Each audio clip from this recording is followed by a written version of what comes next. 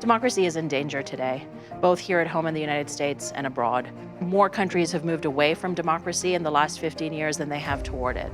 We have many countries around the world that are suffering different kinds of incursions on rights that really hinder people's ability to be well-informed when they go to the polls. A democratic dilemma can be a situation in which democracy can contain the seeds for some of its own undoing.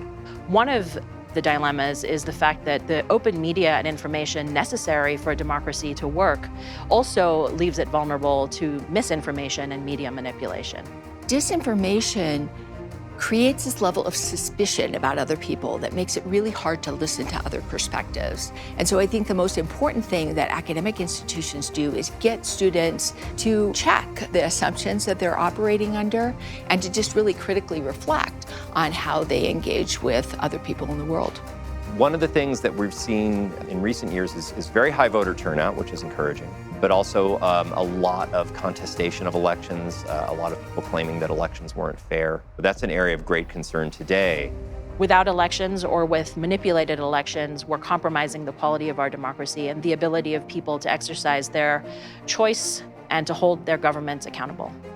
Climate change requires us to make huge changes to deeply entrenched social, technological, and political systems. And that's a big challenge for democracy. Democracies are best positioned, I think, to deal with climate change because they can both address the problems while protecting rights and having equity in mind as they do that. I think it can be easy to lose faith in these times when democracy seems to be in despair.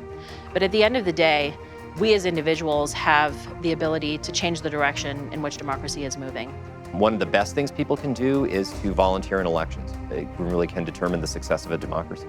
The thing that gives me the most hope today is talking to young people.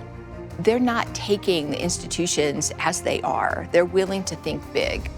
That open thinking is the most encouraging to me because I think in order to move past these dilemmas, we're going to need some rather big changes. We have to be flexible in trying to reform and define what reforms are, what they would look like to move forward and improve our nation's democracy.